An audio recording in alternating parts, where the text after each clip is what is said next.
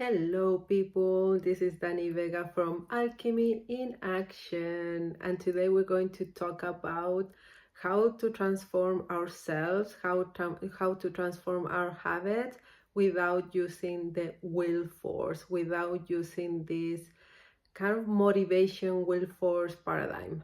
The thing is, when we do that, when we have that, we push ourselves and we rely in motivation and will force to achieve something, you will notice that that motivation sometimes goes away, especially when the reward or the goal that we're seeking is not there yet. For instance, if you want to start going to the gym and you at first you're very motivated, but you spend like 3 weeks going constantly and you don't see the results, the motivation is going to plummet because you don't have that results right away.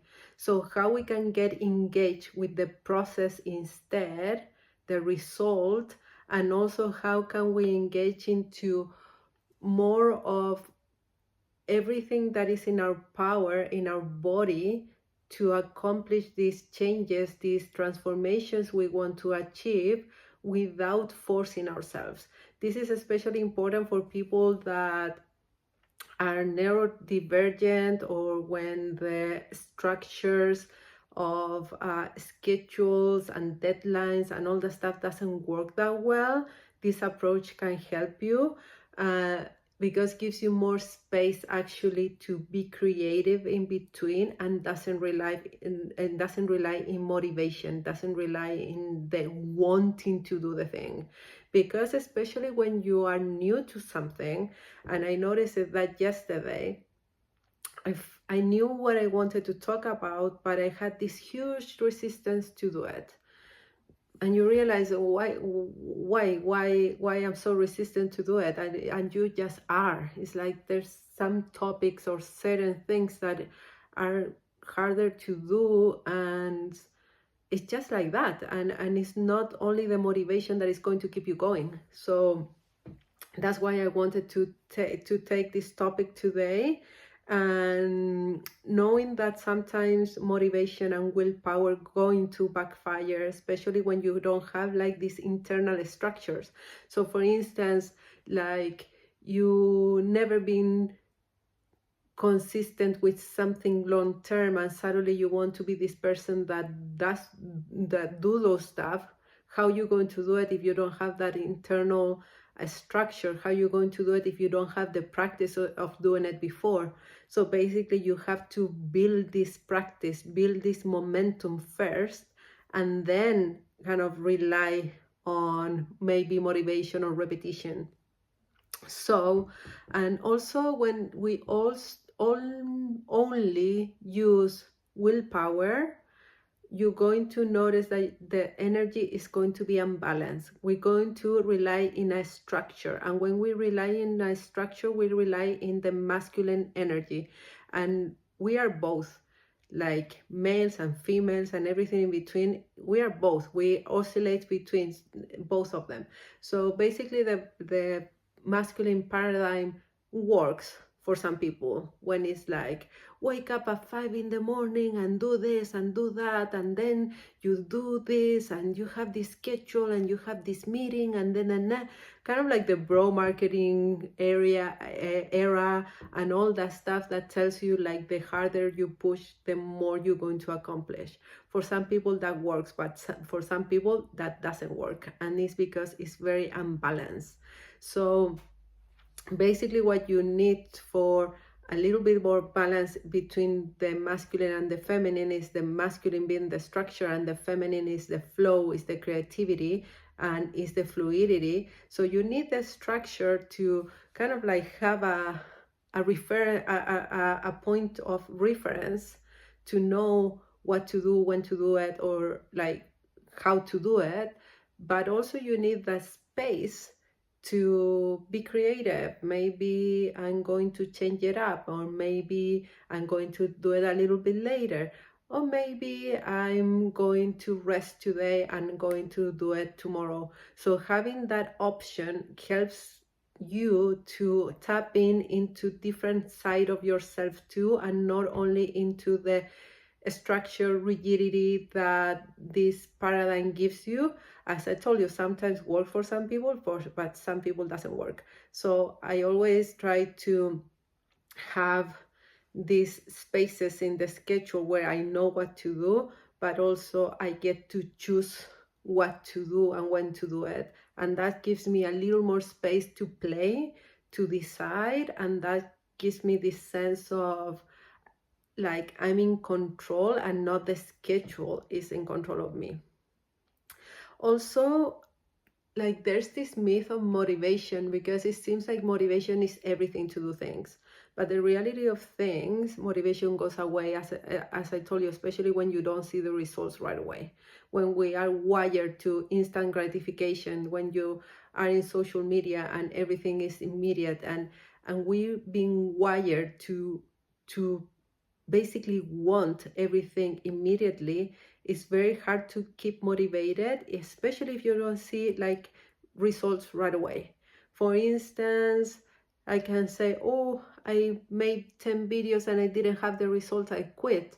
It's not about that. It's about the process of becoming that is interesting for me. So that is when, instead of relying on motivation for the result, we rely more in the process, enjoying the process and learning about the process, and not about thinking about the process. Is more doing the thing. Is like figuring out the process as you do it is a thing. So here's where I shift from motivation to confidence. Confidence, you build confidence in respecting your word, saying, okay, I'm going to do this, and do it.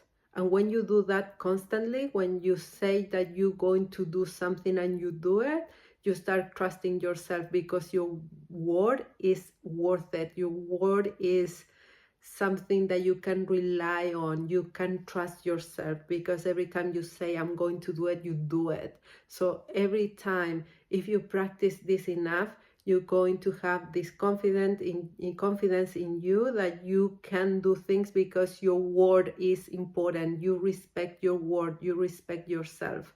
And the other one, to build up confidence, that I think is better than motivation, is to give your best every time. So how can I do this better? How can I do this 1% better every day? And from there, you build this confidence that you did your best. So you have nothing to regret, basically. So giving your best every day and respecting your word is going to build this confidence in not only like I can do this, also I can do this repeatedly. I can do this like every day and every night. So guess who is here? Willow wants to come in. There she is. So let's talk about your mindset, the mindset rewiring. That is basically wanting to the all or nothing mindset. Oh no, it's like, or I change my life completely today, or it's nothing. So what about if you think about like this all or nothing, like from here to here kind of thing? What about if you think about it in long term? How about if you start thinking about what you're doing as you're changing your life for like ever? Like, for instance, I'm making these videos, and instead of thinking, okay, how it's going to go in the next 3 months, what about if I think, how it's going to look like if I do this on a lifetime? What can I achieve if I do it in a lifetime? And that gives you way more space and way more like, it's a bigger canvas, it's a bigger background for you to play and actually pour into more play, more things, because it's lifetime. You can achieve everything in a lifetime, in 10 years, 15 years, 20 years. So it's way different. The game is way different when you seek for the result right away. So here is the mindset rewiring from short term, 90 days, a month, 6 months. Think about what you're doing is a lifestyle, if a lifetime change. That was hard to say. And also emotional intelligence. I talked about this in my last video on how you can embrace yourself and how can you embrace everything that you're feeling, but without stopping, without stop what you're doing, how you can still process your emotions, how you can find the tools, the right communication skills, how can you find support to do what you want, what you want to achieve, without burning yourself and without neglecting what is inside of you. And this is really key for people that feels too deep. So you need this space to have the emotions, to feel the emotions, but at the same time don't get stuck in that feeling wheel and just get onto the action wheel. So you just keep doing, even though it's not ideal, even though you don't feel like it, even though I don't look pretty enough, even though I don't sound nice enough. You just do it, and you do it through repetition. So habit formation, here again, don't go from I want it all and go small. What are small habits that you can build right now that are going to change your life? For instance, can be as simple as drinking more water every day, can be as simple as doing something that you're not doing, and like if you repeat it enough, it's going to change your life. For instance, like, oh, I'm not going to eat that much sugar in breakfast. How about if you repeat that for years, and how that is going to impact your health? It's the small things. Remember, it's always the small things. Don't think about like changing your life around. We always think about this beautiful concept, I'm going to change my life around.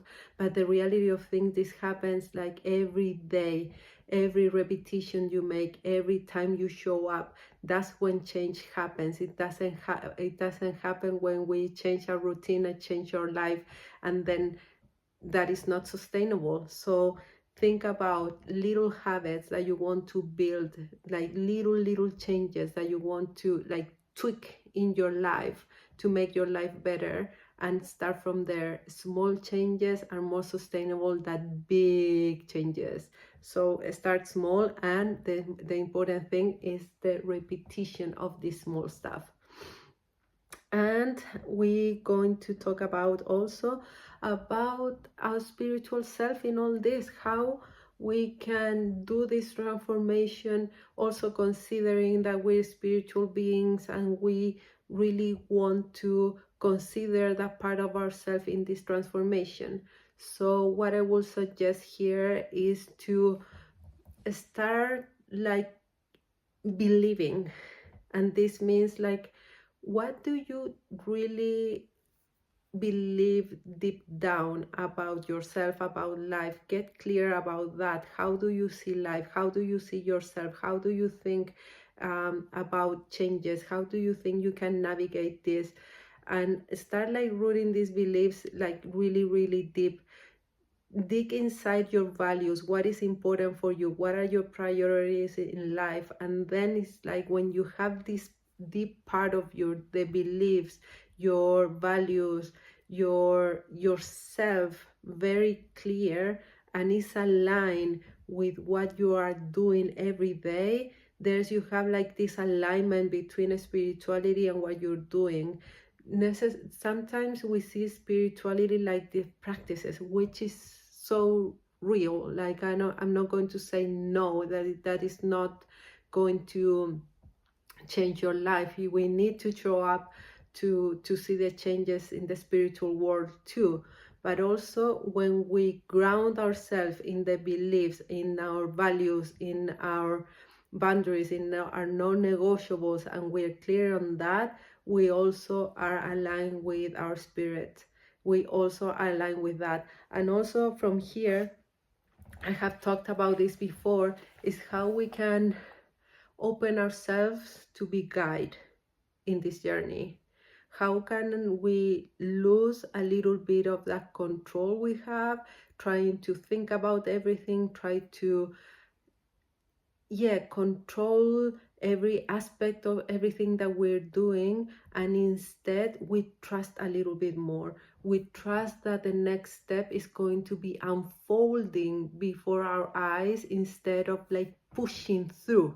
How we can trust that there's an intricate intelligence to life, that we just can observe and see how things unfold before our eyes. And here again, I think there's this beautiful balance between masculine and feminine. And I think here, like our decision making, like the most decision we make in life, the best for us, because we get more of a grip of everything. Like make a decision about whether you eat this or not, whether you hang out with certain type of person or not, whether you go to the gym or not, whether you engage in activities that you like or not. Those are decisions, and the more decisions you make, the best.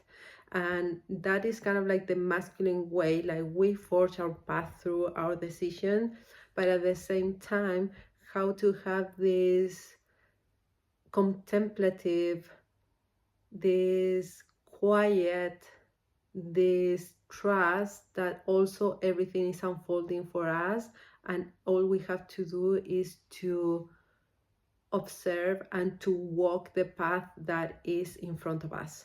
So it's between this beautiful dance about our decisions and also how life is unfolding before our eyes, and how we can walk this path without like bulldozing everything. We are so good at like trying to figure out everything, to plan everything, to have everything in a structure and a strategy, and we get lost there.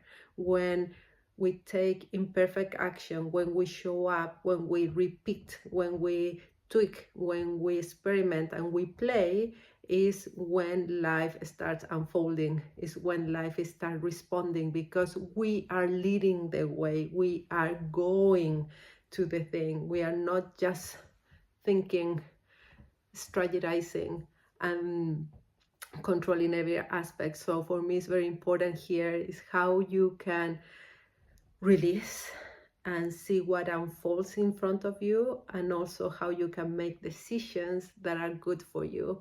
And the decisions that are good for you, just think, what is good for me today? What is the thing that I need to do today to feel better? What is the thing I need to do today to show up a little bit better in life? So if you have watched till this end, thank you so much. I appreciate you. If you find it helpful, please share how do you go about transformation and anything that have helped you to achieve a long-term transformation. Please share away, and please hit the subscribe button. And if you like the content, please share away. I would love for this these little videos I make for you to expand and to reach more people, because that's the whole goal of this, like reaching the people that needs to hear this information. So have a beautiful day and see you next time.